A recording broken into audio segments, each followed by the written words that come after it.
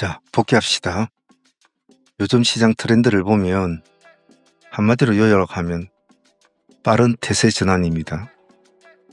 속도가 무척 빠르죠. 조금만 늦게 태세 전환을 조금 늦게 해버리면 한 발이 뒤처지는 적어도 급등주 시장에서는 그렇습니다.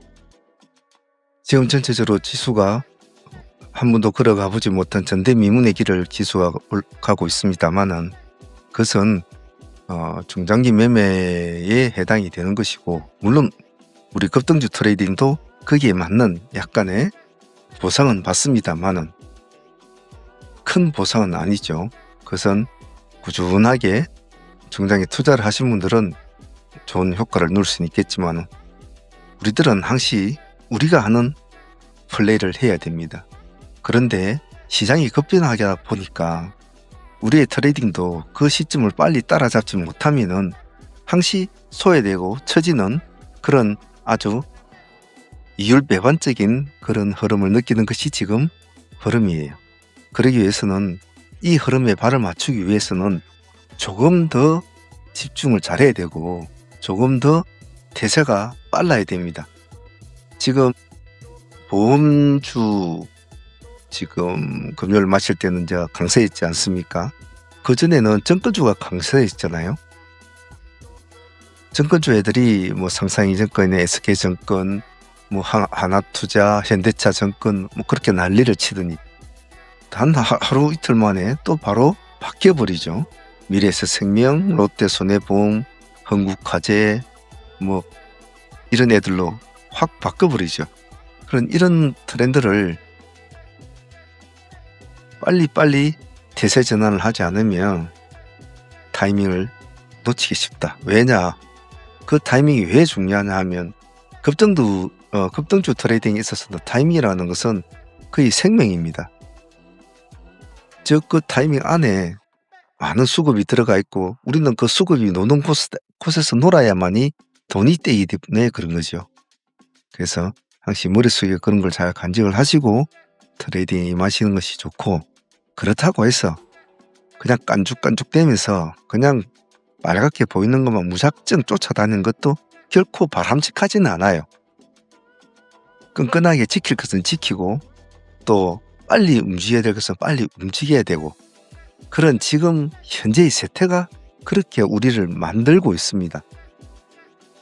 그러니까 항시 양면에 칼을 잘 쥐시고 잘 요리를 잘해야 된다는 거, 그 점을 잊지 않습니다. 금요일날 진행했던 종목들 복귀하면서 다음 주 또 매매하기 전에 마인드를 좀 갖추는 시간을 가져보죠. 먼저 보유하고 넘어왔던 종목부터 하나씩 둘러보도록 하겠습니다. 자, 먼저 유튜바이오부터 보죠. 유튜바이오는 금요일날 거래가 정지가 된 종목이 있지 않습니까? 목요일날 전거래일에 저희들이 우리가 시가를 공략해서 상가까지 이렇게 붙이는 30% 수익을 안고 보유한 종목이죠. 물론 절반만 가지고 있으신 분도 있겠지만은 일단 금요일날 매매가 정지가 된 상태라 월요일날 다시 한번 더 볼 수밖에 없죠. 유튜바이오는 이 하나의 이 캔들에서 그날 그 60% 수익이 났지 않았습니까? 총 3번의 매매에서 첫 번째, 두 번째에 거의 30% 가까운 수익을 챙기고 세 번째 공략이 상가까지 가게 되는 기염을 통하죠. 유튜바이오는 우리에게 궁합이 잘 맞는 친구고 큰 수익을 주는 친구라 월요일날 현재 시장에서 지금 명맥을 유지하고 있는 급등 대장주로서 역할을 지금 하고 있기 때문에 관심 있게는 지금 현재로서는 봐줘야 될 것 같아요. 한번 지켜보면서 트레이딩 또 공부를 하도록 하겠습니다. 수익도 좋으니까요. 다음은 전거래일에 가져왔던 종은 SK증권입니다. SK증권은 나름대로 제가 좀 생각이 좀 복잡했던 친구이기도 해요.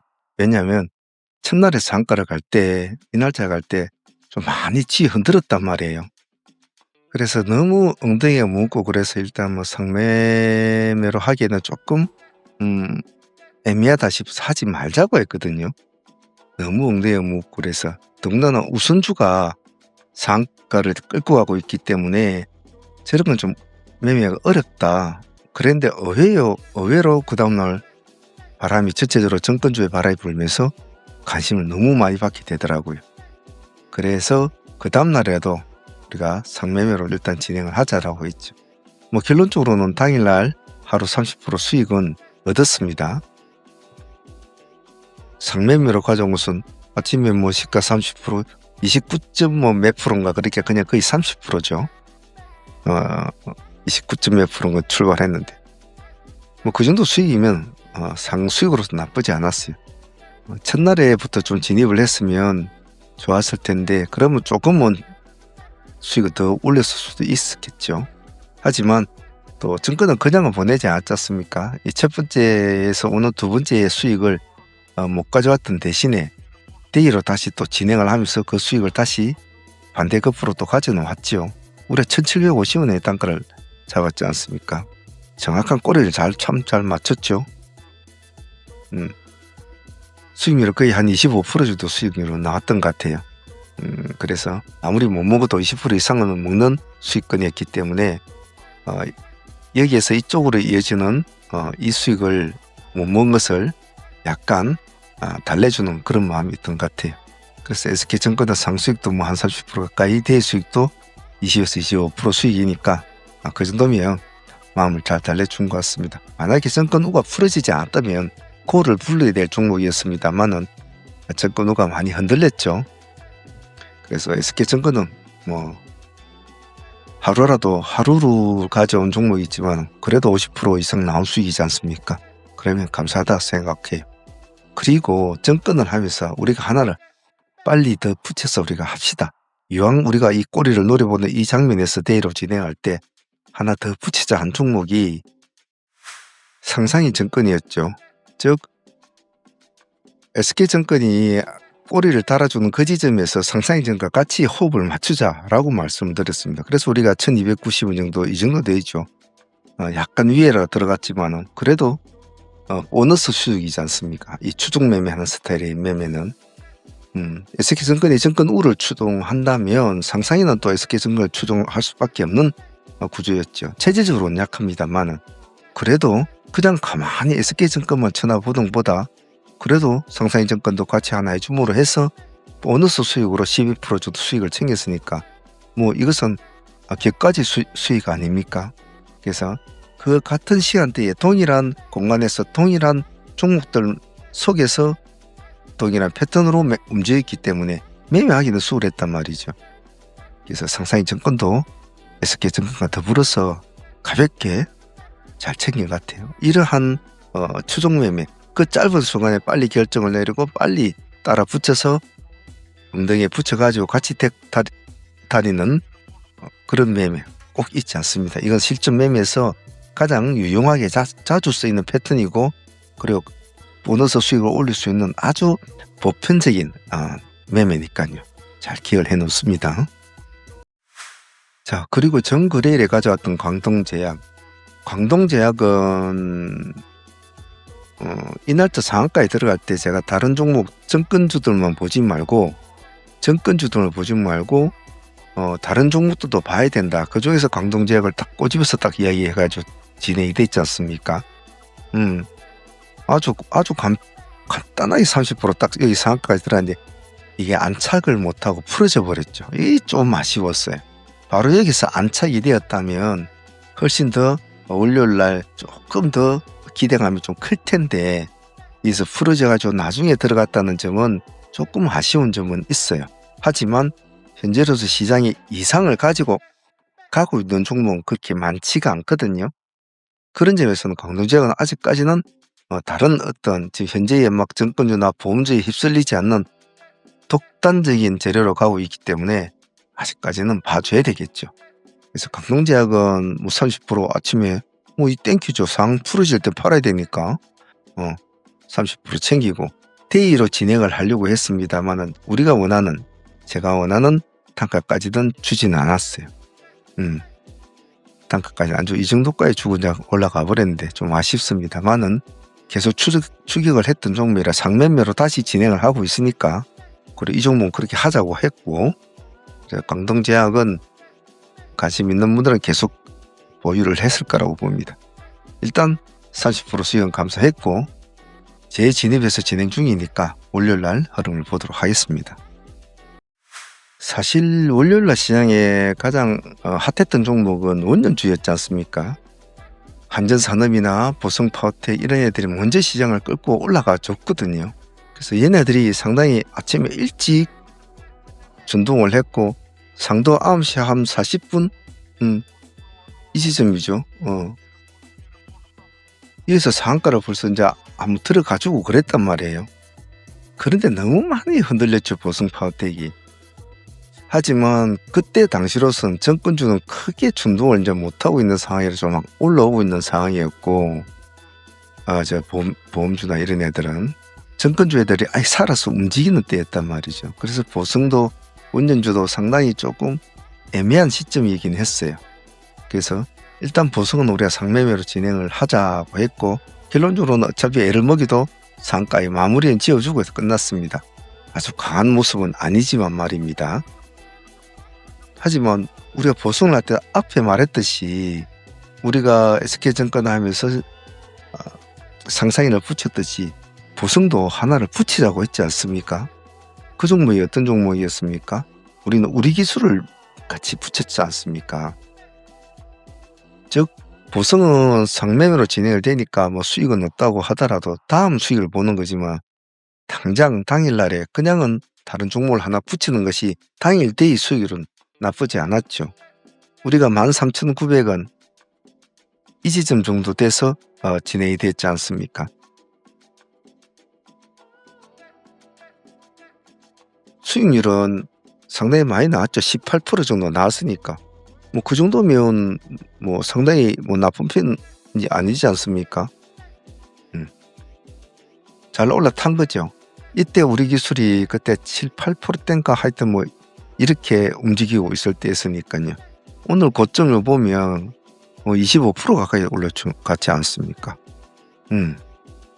그러니까 우리 기술도 잘 선택을 잘 했던 것 같아요. 여기서 다른 종목들이 많잖아요. 원전 관련주가 한전산업도 그렇고 한신기계도 그때 막 오르고 있었고 이런 사이인데 그중에서 우리는 차라리 산미를 할까 우리를 할까 좀 보고 있다가 그래도 우리에다 승부를 걸었는데 잘했던 것 같아요. 아주 보너스 수익으로 우리 기술도 거의 뭐 18% 수익은 나쁜 수익은 아니지 않습니까? 기관하고 외국인들이 참 물량을 많이 넣었군요 보니까. 그래서 보성파워텍은 상매매로 가져가고 우리 기술은 당일 수익으로 잘 챙긴 것 같습니다. 그래서 이렇게 짝짓기 매매나 추종 매매는 항시 어떤 매매에 통용이 잘 되기 때문에 이런 것은 항시 잊지 마세요. 붙여라. 붙여야 산다. 이거를 머릿속에 잘 기억을 해 놓습니다. 자, 다음은 시가 회복 종목 현대에디엠을 한번 봅시다. 현대에디엠은 금요일날도 역시 관심을 가지고 봤던 종목이고 아침에 시가를 5%대를 띄었거든요. 그렇게 당연히 관심을 가져볼 수밖에 없는 종목이고 기술적으로도 요즘 잘 가는 친구지 않습니까? 하지만 가지 못했죠. 아침에 다른 종목들이 원전 관련주나 뭐 보험주, 정권주 애들 막 움직이니까 결코 또 금요일날은 기술주가 좀 움직이기에는 조금 맞지는 않아요. 하지만 계속적으로 관심을 보고 있었는데 마이너스 7%대까지 떨어졌단 말이에요. 물론 갈등은 있었어요. 얘를 꼬리를 볼 것이냐 아니면 만약 상승을 한다면 보합을 볼 것이냐. 근데 마지막 결론은 차라리 시가를 봤단 말이에요. 만약 얘가 여기서 꼬리를 안 잡고 보합을 치고 올랐다 들어왔다면 중간 지점에 이 중간 지점이 5% 수익권을 먹을 수 있었겠죠. 하지만 더 이상 못 갈 친구라면 그냥 꼬르륵 하겠죠. 그럼 이 5%권으로 마무리 돼버리겠죠. 꼬리에서 잡았다면 꼬리에서 잡아서 보합까지 갔다면 그래도 5, 6% 시가까지 갔다면 그래도 한 10% 정도 이상은 먹을 수 있었겠죠. 그러면 왜 우리는 이 시가를 돌파한 시점을 마지막 타점으로 잡았을까? 여기서 말 돌파를 못하고 가면 그수로 끝이거든요. 오늘 하루의 매매는. 하지만 만약 이 시가를 다시 돌파해서 간다면 새로운 세계를 쓸 수가 있단 말입니다. 새로운 세계를.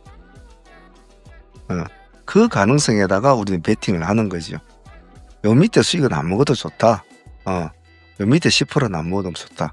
우린 요 위에 열려있는 새로운 신세계 수익을 보겠다. 오늘 수익만 아닌 내일 수익까지.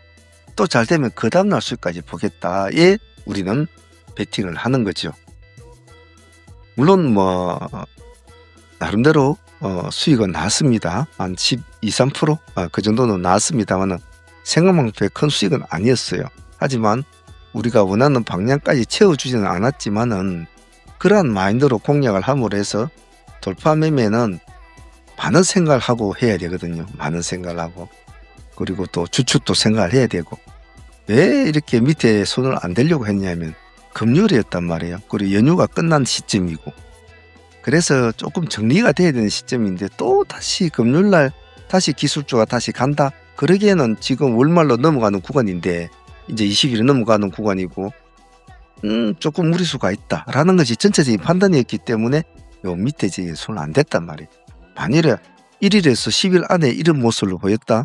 그러면 반드시 꼬리를 잡으러 들어갔을 겁니다.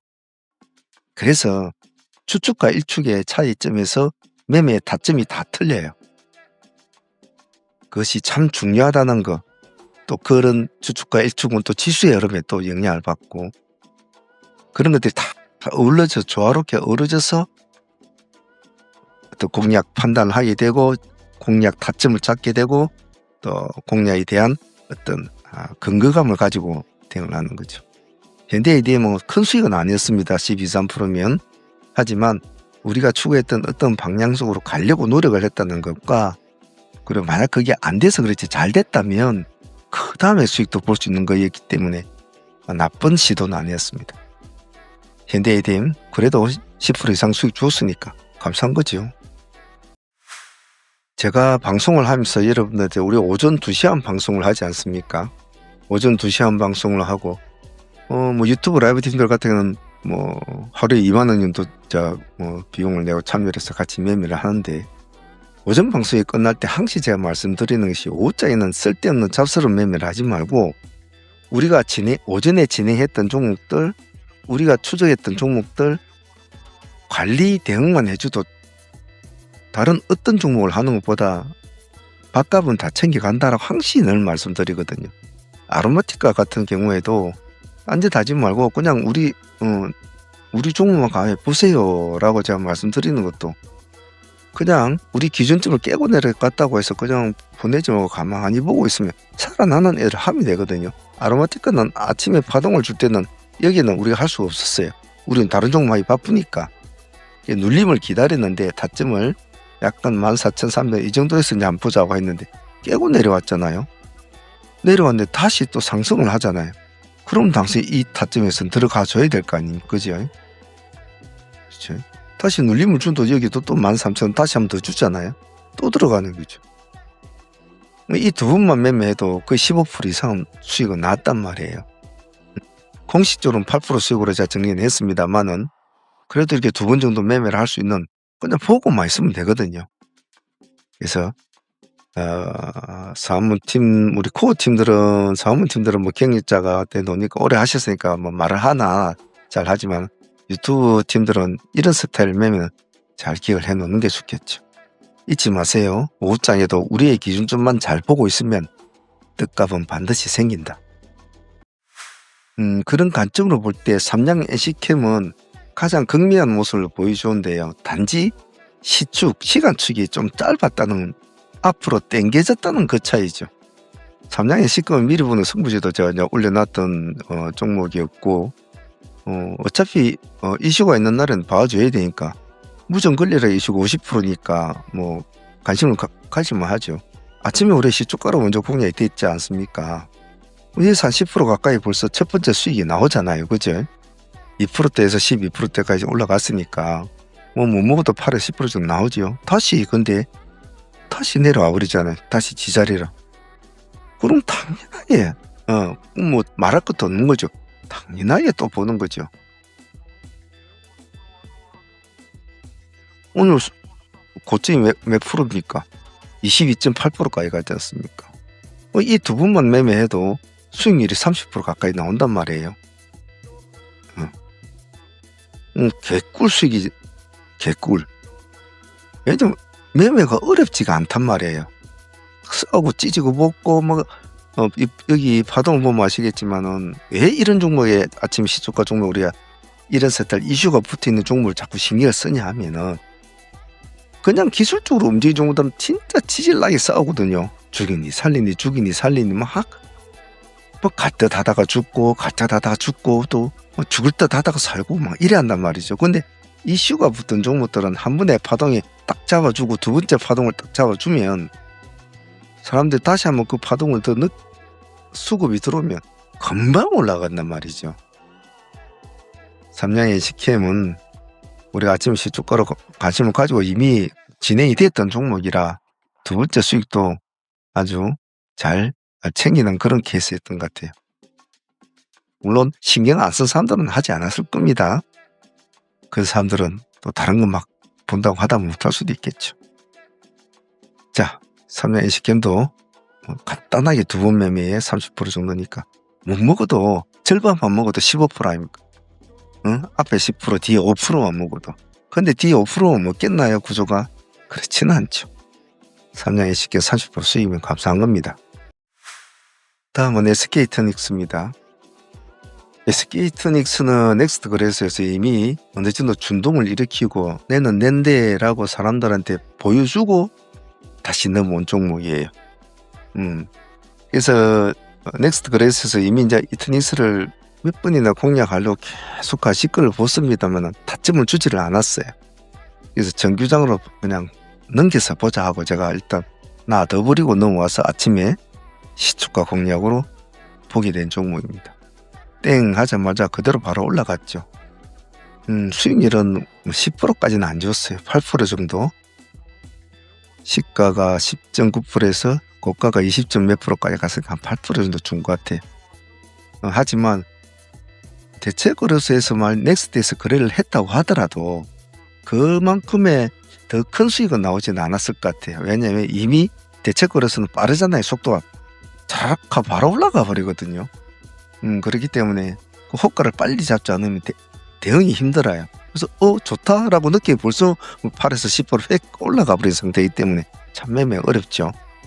그래서 이터닉스는 그래도 대체거래소부터 추적을 해왔고 정규장에서 시가를 보고 결정을 내리고 우리가 시초가 트레이드를 진행했던 종목이라 마인드가 잘 갖춰진 상태로 해서 편안하게 진행이 됐다 싶어요. 큰 수익은 아니지만 이런 건 놓치면 안 되죠. 수익을 떠나서.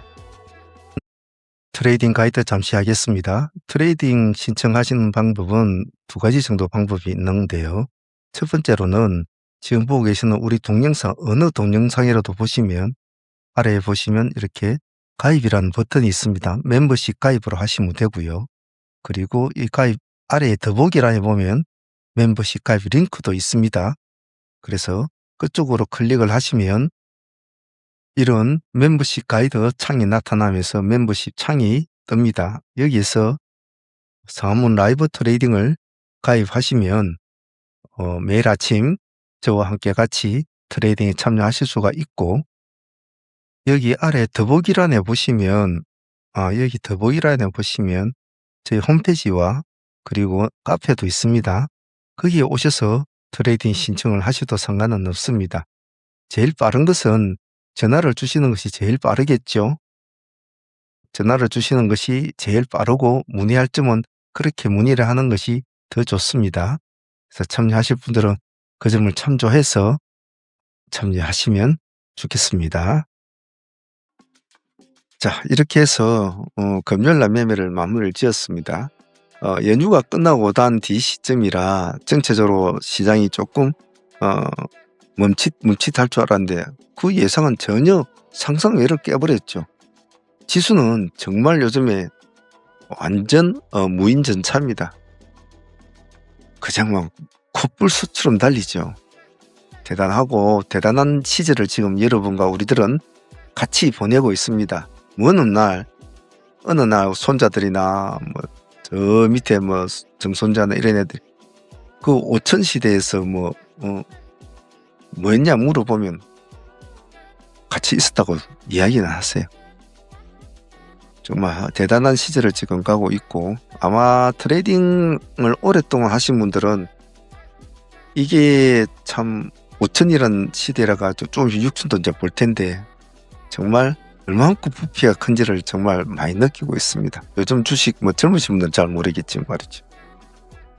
자, 이렇게 잘 달려갈 때 정신 똑바로 차리고 조금 비중을 조금 더 높이고 약간 좀 더 끈적하게 트레이딩 함으로 해서 최대의 극대화를 노리는 트레이딩 전략을 잘 구사하셔야 됩니다. 자, 시장이 받쳐줄 때 잘해야 되죠. 자, 보유 종목은 체리브로 일단 점상 공략이 됐지 않습니까? 되었는데 그렇게 물량은 다 받았죠. 물량이 뭐 240만 주 가까이 나왔으니까 그렇게 이렇게 많이 나오는 종목은 크게 가지를 못하는데 일단은 물량을 받았으니까 한번 지켜봐야 될 것이고, 유튜브 아이오는 아까도 말했지 목요일날 수익을 30% 안고 상가를 붙여가지고 있는 종목이니까 당연히 또 봐야 될 것이고, 그리고 부승파워텍도 우리가 처음부터 계속 추적을 했던 종목이라 잘 되든 못 되든 또 월요일날 또 해결을 해야 되겠죠. 좋은 수익 주면 좋겠지만 뭐 안 줘도 그러려니 해야 되죠. 상매매는 항시 마인드를 편안하게 가져야지. 밤에 잘 때 빌딩을 한 100채나 졌습니다. 이 상매매 초기 상매매 하는 사람 보면 잠을 잘 때 내가 오늘 한 종목을 보유라고 거의 다 뭐 2천만 원 5천만 원 집어넣고 잤다. 자면서 내일 뭐 10% 주면 얼마고 5% 주면 얼마고 20% 주면 1천만 원인데 뭐 어쩌고 이럽니다. 근데 그 다음날 마이너스로 출발하는지 보합으로 이러면 그냥 실망을 해가지고 중내산해하고 그래요. 절대로 상매매는 마인드를 다스리지 못하면은 절대로 오래 못 갑니다. 자, 광동제약도 일단 다시 수익을 챙기고 또 상매매를 진행 중이니까 또 보도록 하죠. 그리고 미래에셋생명, 손해보험 쪽에서는 원래가 미래에셋생명이 제일 먼저 상가로 들어왔다가 그 다음에 이제 풀어졌다가 다시 상가 들어왔는데, 그 약간 풀어진 시점에 롯데 손보가 살짝 자리를 차고 얼른 들어가 버렸단 말이죠. 그래서 뭐 두 개가 1, 2등을 다툰다 보시면 될 것 같은데, 일단은 미래에셋생명을 가져갑니다. 그래서 총 한, 둘, 셋, 넷, 5종목을 보유하고 가니까 월요일에 흐름 보면서 하도록 하죠. 자, 시장은 항시 수많은 경우의 수를 나타냅니다. 매매가 갈수록 좀 더 스피드해지고 조금 더 날카로워지고, 그리고 될 놈은 대폭되고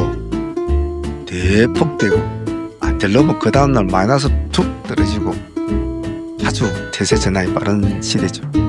이런 시대에 여러분들한테 필요한 것은 무엇이겠습니까? 조금 더 자신을 한번 돌아보는 시간을 가지시고 트레이딩 전략을 한 번 더 잘 꾸며보시길 바랍니다. 주말인데 잘 쉬시고 월요일날 또 이 시장과 다툼을 벌여보도록 합시다. 파이팅 바라겠습니다. 감사합니다.